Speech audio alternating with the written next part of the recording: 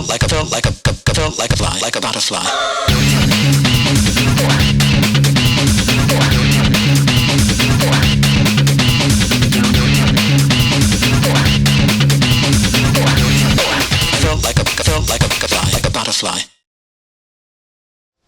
Eh bien bonjour tout le monde, on se retrouve pour une toute nouvelle vidéo à Walibi Holland et nous sommes ici pour un événement vraiment ouf. Ce sont les Halloween Fright Night. C'est pas ma première au Fright Night, je pense que ça va être ma 5e ou 6e saison. C'est vous dire à quel point j'adore vraiment l'événement. C'est clairement pour moi l'événement Halloween par excellence, même pour moi clairement le meilleur d'Europe. On avait testé celui de Movie Park Germany l'année dernière en faisant un petit trip, voilà, Halloween Fright Night c'est le Movie Park Germany. Clairement, Walibi Holland bat à plein de coutures Movie Park Germany pour beaucoup d'aspects. Pour moi, l'événement est clairement le plus complet puisqu'on a énormément d'expériences. En l'occurrence, on va en tester deux aujourd'hui, à savoir Final Slay Ride et Urban Explorer. Donc, deux nouvelles expériences de cette saison 2023. Au-delà de ces deux nouvelles expériences, on va évidemment découvrir de nouvelles Scare Zones. On a notamment Ghostly Graveyard qui, cette fois-ci, n'est pas uniquement là pour les Spooky Days. Ils ont également remanié, on va dire, la Scare Zone pour pouvoir l'adapter à l'événement Halloween Fright Night. Et évidemment, il y a un renouvellement du Festival of Freeze qui est fait chaque année, donc on va avoir de nouvelles animations. Et cette année, donc cette édition, c'est Symphony of Scream. Donc a priori, on est censé avoir de belles mélodies à entendre dans nos oreilles, ou pas. On va peut-être être effrayé par cela. Faut dire que les parcs Walibi ont un passé assez tumultueux justement avec la musique. Au-delà de l'événement Halloween, il y a quelques petites choses quand même qu'il faut aller découvrir à Walibi Holland parce qu'il y a eu de la nouveauté entre deux.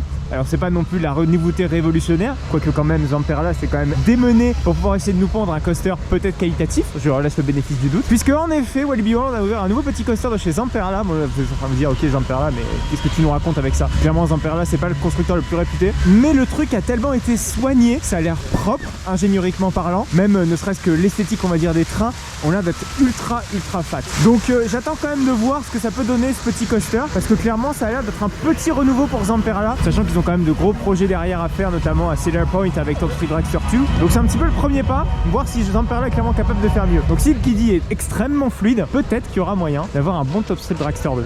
Et ce nouveau petit coaster se situe pas très loin donc de la Space Shout, c'est juste là-bas. Et là vous le voyez, oh ça fait bizarre de voir un petit coaster ici. Donc c'est la nouvelle Speed Zone Off-Road. Donc comme vous pouvez le voir, on a également une mini Scare Zone qui est active donc pendant les Halloween Spooky Days. Et donc l'entrée de ce petit coaster est juste ici. On a évidemment l'envie d'aller faire ce petit Zamperla et aller donner un petit avis sur la petite bestiole. Allez c'est parti, on entre dans le gros W de Walibi pour pouvoir aller faire Hit My Dust qui fait à 23h. Faut savoir qu'on est complet aujourd'hui, donc si jamais vous n'avez pas de fast lane, je vous recommande vraiment de venir très tôt. À 10h à l'ouverture, vous avez largement le temps de faire tous les coasters. Généralement ça se remplit aux alentours de midi. Voilà, c'est un petit peu une constante pour les Halloween Fright Nights.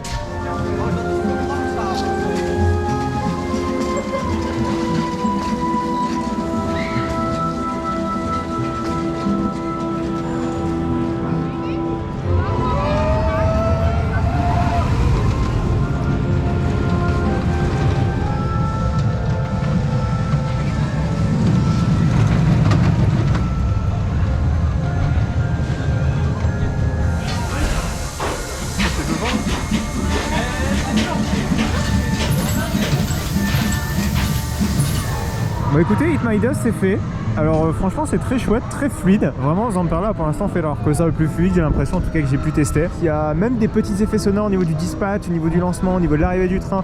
Des effets lumineux, ça c'est très bien, genre des petites loupiottes qui s'allument etc. en mode démarrage, les moteurs s'allument machin. Le train est assez qualitatif visuellement, par contre quand vous êtes assis dessus, ça fait encore un peu trop revêtement plastique. On n'est pas du tout sur des constructeurs vraiment de grande qualité. Vekoma je pense que serait capable de faire mieux sur ces coasters les plus récents. Mais voilà, c'est un détail mais je trouve ça quand même important de le préciser. Bon j'étais un petit peu exagérant en comparant ça à Top Speed Dragster, mais au moins ça permet de voir ce qu'est capable de faire Zamperla, parce que c'est vrai que Zamperla a déjà fait des coasters qui vibraient alors qu'il était à peine 20 km/h de pointe. Et la zone est accompagnée également d'un nouveau petit flat ride. Bon c'est un Magic Bike de chez Zamperla pareil, hein, ça s'appelle Wine Seekers, rien de plus à dire, hormis que voilà la zone est dans le style Walibi Holland, très clairement en mode festivalization, c'est comme ça qu'ils appellent leur couche de théma donnée un petit peu à toute leur zone. Et je trouve ça sympa. On a également une zone aquatique qui est ouverte uniquement l'été qui s'appelle Caldern. On ne testera pas plus loin en tout cas la zone. Je pense que nous ce qui nous intéresse c'est clairement les grosses bécanes. Et de toute façon pour ceux qui sont vraiment en manque de grosses bécanes, ne vous inquiétez pas, on va très bientôt avoir un dueling RMC qui va s'installer ici à Walibi Holland, plutôt un Raptor RMC. Donc on va en avoir du gros coaster qui vont arriver plus tard. Ce qui est bien également, c'est que ça comble un certain vide. Faut dire qu'avant ici on avait la grande piste de karting, hein. D'ailleurs la piste de karting a fermé pour une seule et même raison. Une fille avait coincé ses cheveux dans les rouages dans des véhicules. Et il n'a jamais rouvert depuis, hein. Je crois que l'accident s'est déroulé en 2018-2019. La piste de karting est restée SBNO pendant un long moment. Il y a même eu une maze qui a été installée temporairement ici, un World Through. Il a duré qu'une seule année d'ailleurs. Fanoi Hideout. Et aujourd'hui voilà, une zone pour enfants assez sympa. Je pense qu'ils ne pouvaient pas faire mieux clairement dans cet espace aussi qui est assez restreint. Au passage d'ailleurs cette zone devait être à la base indoor. Elle est outdoor, j'ai envie de dire on s'en fout.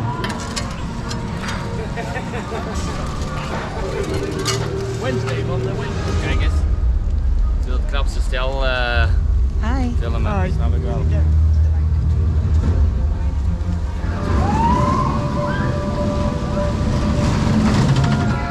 Donc on est parti pour aller faire le Festival of Freaks dans sa version Spooky Days. Donc le Festival of Freaks a un peu évolué. Par contre si vous tendez un petit peu les yeux, vous allez avoir des petits détails assez sympas.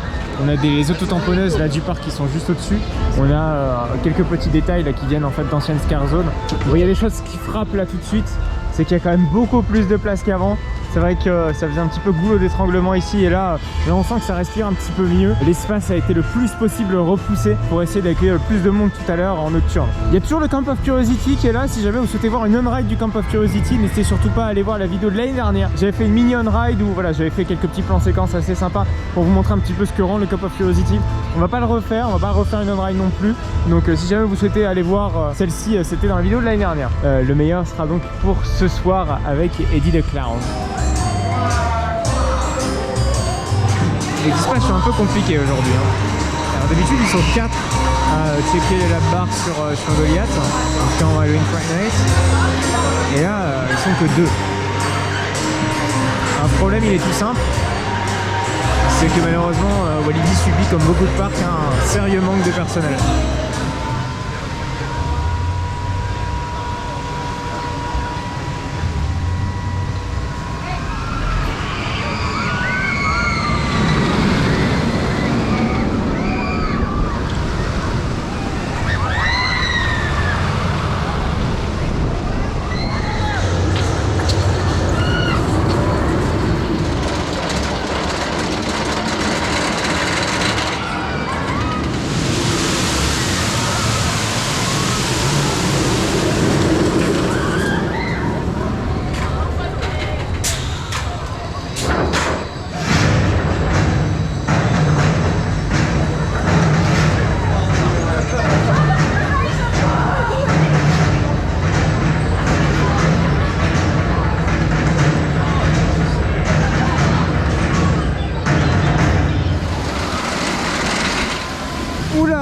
Aujourd'hui c'est un petit peu touchy. Le coaster tourne à un train de par un problème technique sur le second, vous en doutez quand même, parce que là on est sur une journée de très forte affluence, le parc est complet. Je vous laisse deviner à quel point c'est long. Nous ça va, on a un fast lane donc on n'a pas ce problème, j'ai envie de dire, mais on sent que malheureusement ça avance pas trop quoi. Pourtant on a bien le personnel, on a bien tout ce qu'il faut. Là le coaster il affiche plus de 180 minutes et les opérateurs sont assez clairs avant de rentrer dans la file, avant de faire rentrer les gens dans la file, et préviennent voilà du fait que le coaster ne tourne qu'à un seul train. C'est dur là. Il est 15 h. C'est l'heure des toutes premières maisons hantées d'ouvertes. En l'occurrence, on va aller faire de Final Sleigh Ride, qui est donc une maze à l'histoire tumultueuse, va-t-on dire, puisqu'elle a ouvert dans un premier temps sous le nom de Haunted Holidays. Donc c'est sur les fêtes de fin d'année. Et ils ont rebrandé un petit peu la maison hantée. Ils ont ouvert ensuite Haunted Holidays 2. Sa dernière saison, c'était la saison 2019 de mémoire, juste avant le Covid. Malheureusement, elle n'a pas ouvert en 2020, 2021, 2022. Pourquoi? Tout simplement parce que malheureusement, Walibi subissait également des problèmes de personnel, pas aussi catastrophiques qu'aujourd'hui, ça se voit. Elle réouvre donc pour la dernière fois aujourd'hui sous le nom de The Final Sleigh Ride avec énormément de petits changements. Par contre, ça reste toujours la même thématique principale qui sont les fêtes de fin d'année. Vous voyez, sa localisation est assez particulière. Cela explique pourquoi en fait la maison hantée fait sa dernière saison cette année. C'est tout simplement parce que la saison prochaine, puisque la saison prochaine va démarrer le chantier donc du tout nouveau coaster, c'est avec un Dueling RMC. Et oui, puisque son emplacement est vraiment coincé entre Goliath, El Rio Grande et puis El Condor. Hein. D'ailleurs, c'est une allée qui est d'habitude empruntée par les employés du parc pour une bonne et simple raison qu'elle permet d'alimenter, si vous voulez, l'Hacienda. C'est le point de restauration qu'on peut retrouver juste en face de El Condor. Pendant un moment, on avait tendance un petit peu à critiquer Walibi sur le fait que Goliath se situe un peu dans un cul-de-sac. Et malheureusement, on pouvait pas créer un chemin d'accès parce que tout simplement, il y avait ce chemin-là qui existe pour les backstage. Mais bon, voilà, donc cette fois-ci, ça me contredit parce que regardez, on a deux maisons hantées qui s'implantent ici, donc The Final Sleigh Ride qui exécute donc sa dernière saison et Urban Urban Explorer qui est tout à la gauche. Ça fait bizarre parce que du coup c'est une zone qui n'était auparavant pas ouverte au public. Et ça fait bizarre de voir tout ça. Regardez, on a des beaux plans sur Goliath, on va pouvoir faire de belles photos et de belles petites vidéos. D'abord on va aller faire de Final Sleigh Ride et j'ai vraiment beaucoup de choses à vous dire dans cette partie du parc. Il y a vraiment des petits clins d'œil assez importants à l'histoire du parc, va-t-on dire. Donc ça y est, on s'embarque dans la file d'attente de Final Sleigh Ride. Et écoutez, je vous ferai un petit compte rendu en sortant de là parce qu'on n'a pas le droit de filmer évidemment. Donc il va falloir juger tout cela.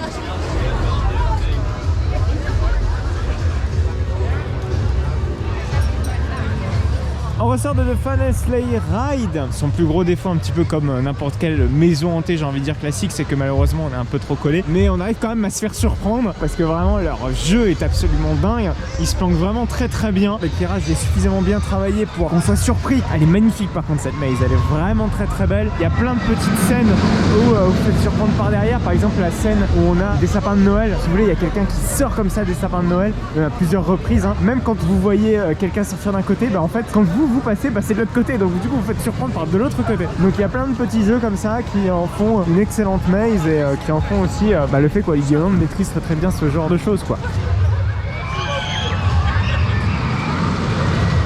On a une belle vue sur Goliath hein. Moi j'avais déjà eu l'occasion de me balader ici lors d'une journée fan.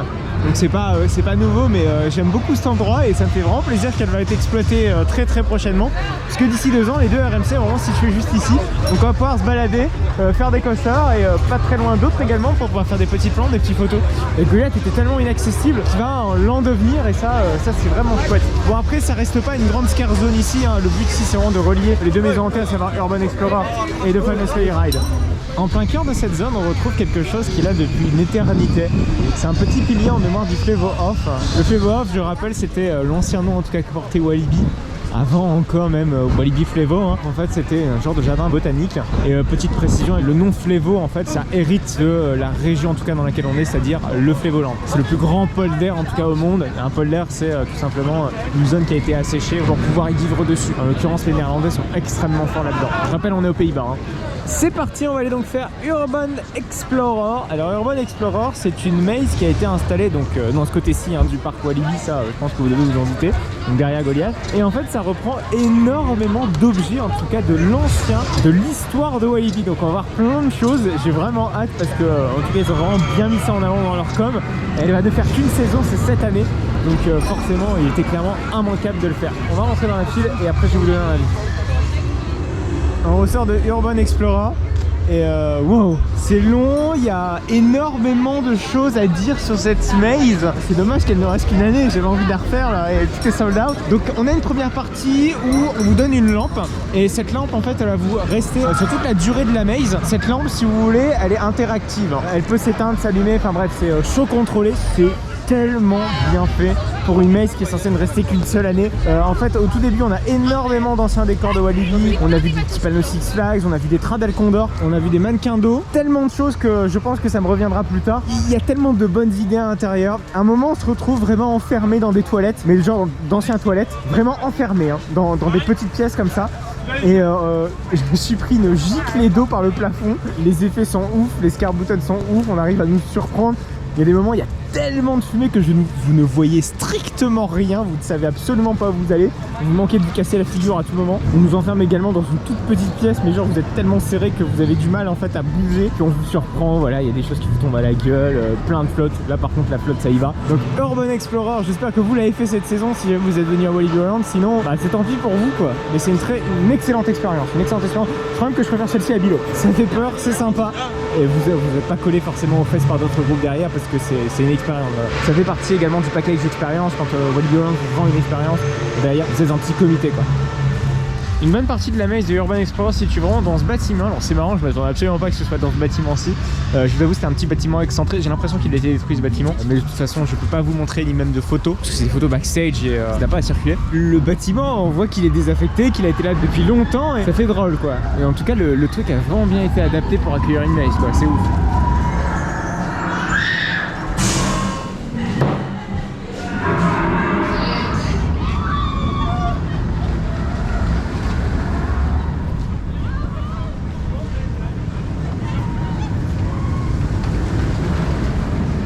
Petite piqûre de rappel qui ne fera de mal à personne. Express, c'est un clone de Rock'n'Roller Roller Coaster, donc à Disneyland Paris, qui est devenu maintenant Flight Force, et Rock'n'Roller Roller Coaster de Disney's Hollywood Studios. On a testé les deux versions. Après avoir donc fait les deux mazes, petite parenthèse d'ailleurs sur les deux mazes, privilégiez sincèrement les expériences. Pour moi, le Rip Pass ne vaut pas forcément le coup. Il est 18h moins quelques minutes seulement. On va aller s'engager donc dans une scare zone pour évidemment faire ce traditionnel bonsoir de la part d'Eddie, puisque les Halloween Friday Night commencent réellement à partir de 18h. Donc tous les monstres vont déambuler dans les zones à partir de cette heure-là. Là, on voit Nightmare, c'est la scare zone qui nous tombe sur le nez, donc ce sera notre première scare zone de la soirée, qui a été légèrement remaniée, surtout d'un point de vue gestion des flux, puisque là où elle était auparavant n'était clairement pas adaptée. J'ai l'impression qu'il y a une atmosphère qui se dégage, peut-être même encore meilleure, parce que c'est vrai qu'elle était trop serrée sur elle-même.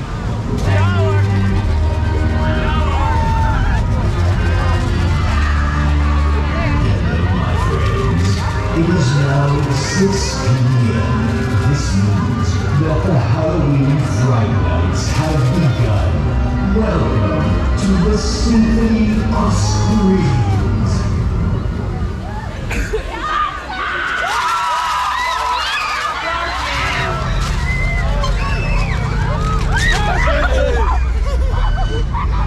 Ça y est, ça a officiellement démarré.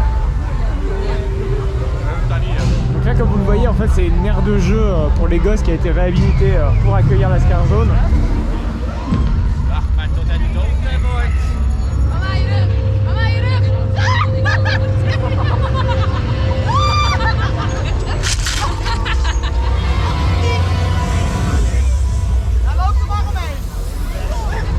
Petite précision, mais bon, c'est plus un point logistique.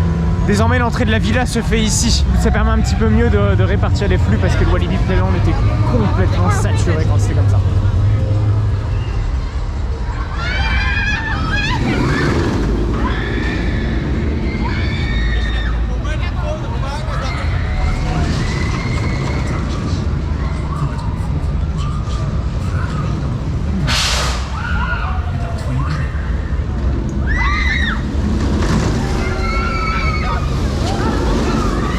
Vous devez le remarquer, il n'y a plus Violence. Violence c'était une scare zone où il y avait plein de lasers, des light shows, machin. C'est plus beau que effrayant, mais c'est un peu dommage parce que c'est le genre de scare zone que j'aime beaucoup dans les périodes Halloween. C'est-à-dire que ça donne l'intérêt parfois des zones qui ne le sont pas d'habitude. Même si ça n'équivalait pas. Game Over. Game Over était excellente, clairement. Mais bon, après, avec ces histoires de droit, on ne peut pas continuer d'exploiter cette scare zone comme elle l'était. Alors nous sommes du côté de El Condor, on a juste à côté de nous là, l'Hacienda qui est la petite zone de restauration collée à la zone exotique. Alors, il y a beaucoup de choses qui ont bougé dans cette zone, donc on a désormais un DJ qui joue juste ici. Mais malheureusement on n'a plus de light show sur El Condor.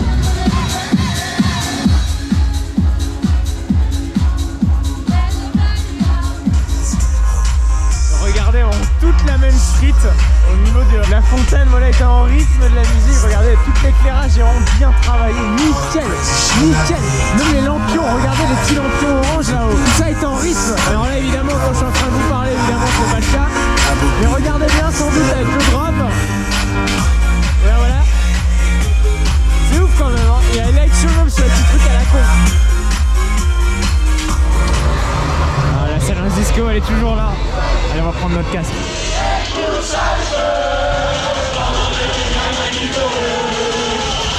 Évidemment, on se doit d'y avoir les droits.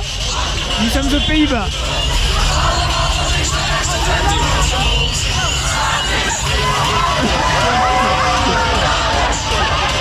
Et c'est extraordinaire.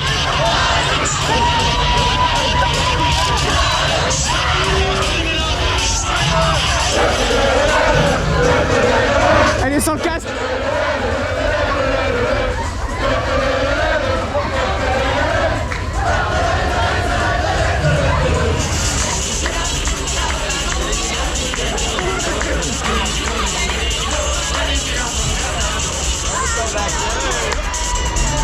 On est de retour dans Nightmare. En plus avec le Splash Battle, enfin, c'est dans le jus quoi.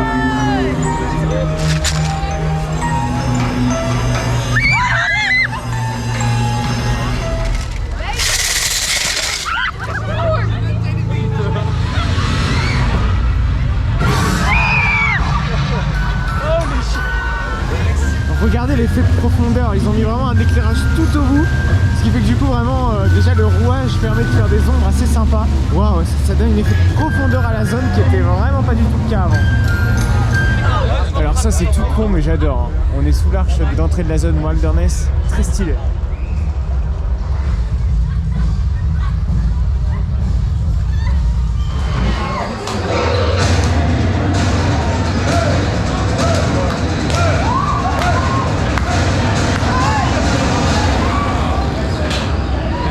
Ce machin de nuit. Donc là ce soir il se remet à tourner à 2 trains. Enfin il se remet.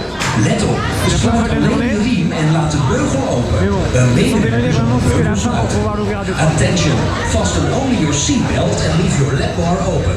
An employee will close the lap bar for you.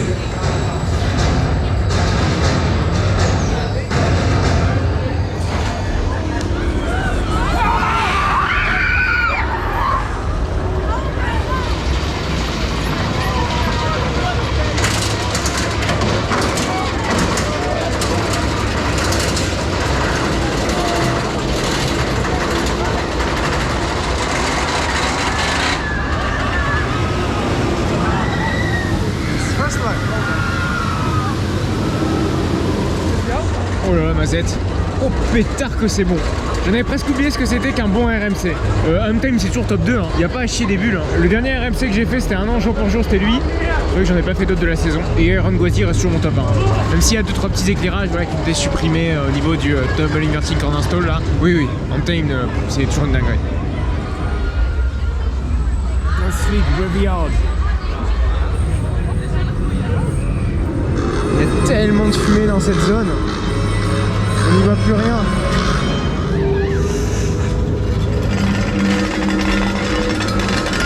On n'a absolument pas parlé de Pirates Cove. Mais il faut dire que cette Scar Zone n'évolue pas du tout. Et c'est pas pour me déplaire parce qu'elle est magnifique. J'aime beaucoup.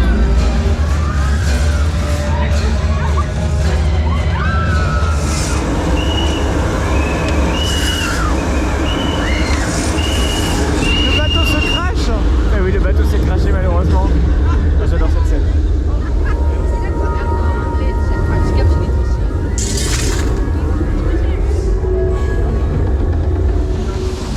Bon, petite déception côté Lost Gravity, malheureusement Club Roxy c'est terminé. Un peu déçu quand même parce que ça faisait vraiment toute la spécificité de Lost Gravity comme ça en nocturne et ça fait vraiment triste de ne pas le voir avec ces beaux jeux de lumière qu'il avait au vent. Si jamais vous savez absolument pas de quoi je parle, l'année dernière Lost Gravity avait tout un light show absolument sublime, une musique de dingue. Ça s'appelait Club Roxy. Club Roxy c'était un soundtrack, il était déjà là, une très ancienne Scar Zone. Voilà pour la petite histoire. Mais donc il n'y en a plus, je suis triste.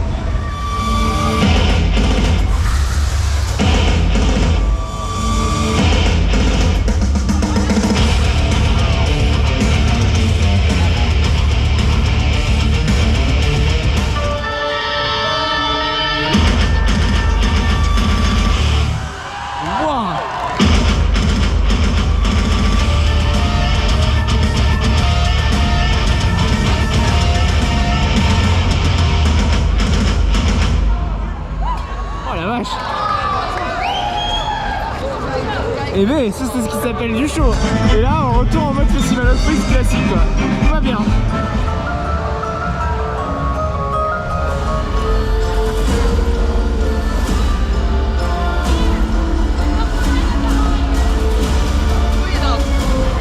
Waarom doe je dat? I don't speak Dutch, I'm sorry. Why are you do that? Sorry. Oh! And the violence.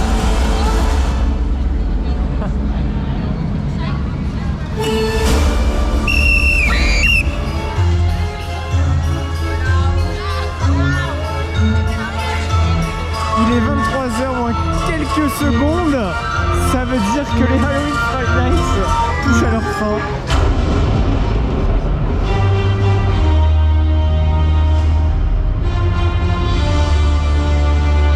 Hello, my friends.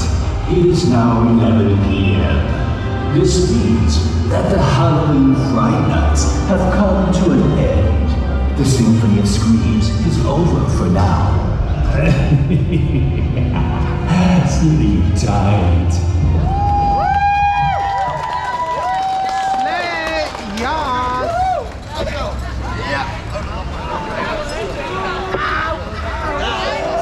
Ça y est, tout le monde s'en va. Ça y est, les Papa Noël de Fan FC Ride rentrent au bercail. Voilà, on va faire un bilan sous une pluie battante, donc on va essayer de faire vite évidemment pour pas essayer de se retrouver trempé. Donc, il y a quand même des choses qui me manquent. Chaque saison, j'ai l'impression, au Halloween Fright Nights, c'est plus dans l'œuvre gratuite. Hein. De plus en plus, j'y vois des manques. Le premier qui vient en tête, c'est Twisted Hellfire. Twisted Hellfire, c'est une Scare Zone vraiment très chouette avec énormément d'effets de feu. Ça va. Pour ce qui est du Festival of Freaks, l'année dernière, j'avais vraiment mis un point d'honneur sur le fait que voilà, le Festival of Freaks n'était pas au même niveau que celui de 2019. On n'y est pas resté très longtemps, je vous avoue, mais du peu qu'on y a vu, franchement, c'est assez chouette. Il y a quand même des améliorations sur les Scare Zones existantes. Franchement, Nightmare, c'est carrément mieux qu'avant, vraiment.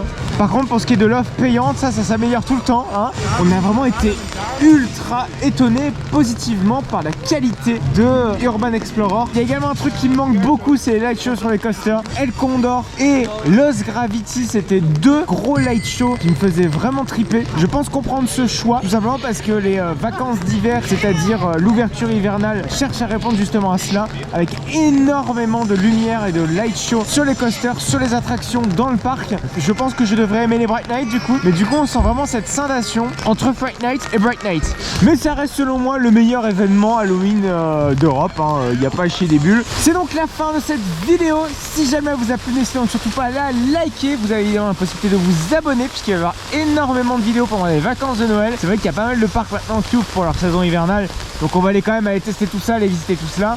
Je vous ne dis pas lesquels, tout ne sera pas booké, mais je peux vous garantir que ça va vous plaire. Merci beaucoup, merci à vous de me suivre, vous êtes de plus en plus nombreux. Vous avez également la possibilité de me suivre sur mon compte Instagram, ça vous permet de me suivre en direct dans toutes mes aventures dans les parcs d'attractions. Moi je vous recommande la vidéo de l'année dernière tout simplement sur les Halloween Fright Nights. Première fois c'est en 2017, il y avait énormément de choses qui ont changé entre temps, en bien comme en mal, donc ça peut vous permettre d'aller comparer les différentes saisons entre elles. Je vous invite donc à aller voir cette vidéo, elle va s'afficher dans quelques instants sur la droite. Il ne vous reste donc plus que quelques secondes pour pouvoir cliquer sur le lien de cette vidéo.